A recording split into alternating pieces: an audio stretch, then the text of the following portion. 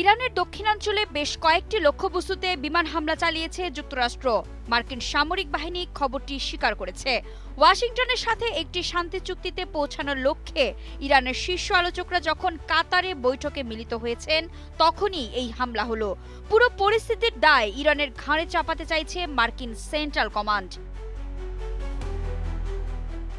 CENTCOM জানিয়েছে, ইরানি বাহিনীর হুমকি থেকে নিজেদের সেনাদের রক্ষা করতে তারা নাকি আত্মরক্ষামূলক হামলা চালিয়েছে।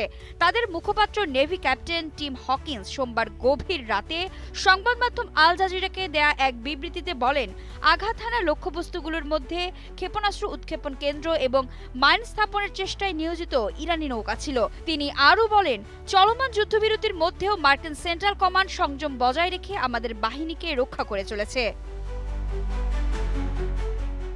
ইরানের সূত্রগুলো আল জাজিরাকে জানিয়েছে, মার্কিন হামলার আগে ইসলামিক বিপ্লবী রক্ষী বাহিনী সমুদ্রে একটি জাহাজকে লক্ষ্যবস্তু করেছিল।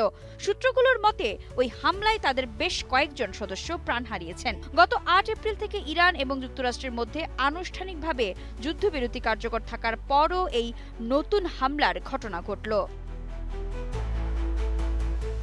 ওয়াশিংটন ডিসি থেকে আল জাজিরার প্রতিনিধি জানান, এই হামলা ইরান ও মার্কিন ইসরায়েল জোটের মধ্যে যুদ্ধ অবসানের লক্ষ্যে চলমান আলোচনাকে বাধাগ্রস্ত করতে পারে।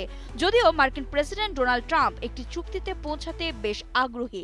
যুদ্ধবিরতি শুরু হওয়ার পরপরই এমন কিছু ছোটখাটো সংঘর্ষের ঘটনা ঘটেছিল। তবে সে সময় ট্রাম্প বলেছিলেন যে তিনি এগুলোকে যুদ্ধবিরতি লঙ্ঘন বলে মনে করেন না। এখন যুক্তরাষ্ট্রের পক্ষ থেকে খুব সীমিত তথ্য পাওয়া যাচ্ছে।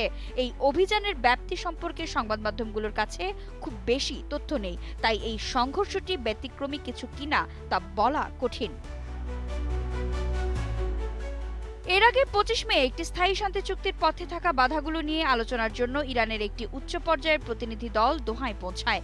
দলটিতে ইরানের পররাষ্ট্রমন্ত্রী আব্বাস আরাকচি এবং পার্লামেন্টের স্পিকার মোহাম্মদ বাঘের গালিবাফ রয়েছেন।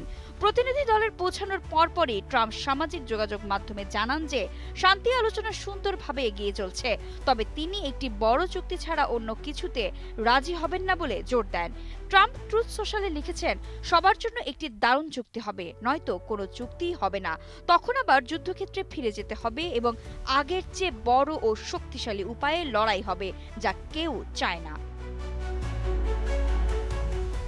এছাড়া ট্রাম্প এই শান্তি আলোচনাকে সৌদি আরব, কাতার এবং পাকিস্তানের মতো মুসলিম প্রধান দেশগুলোর ইসরায়েলের সাথে সম্পর্ক স্বাভাবিক করার আব্রাহাম অ্যাকর্ডস এ যুক্ত হওয়ার প্রতিশ্রুতির সাথে জোড়ার চেষ্টা করেন। ২০২০ সালে ট্রাম্পের প্রথম মেয়াদে স্বাক্ষরিত এই চুক্তির মাধ্যমে সংযুক্ত আরব আমিরাত, বাহরাইন এবং মরক্কোর সাথে ইসরায়েলের সম্পর্ক স্বাভাবিক হয়েছিল।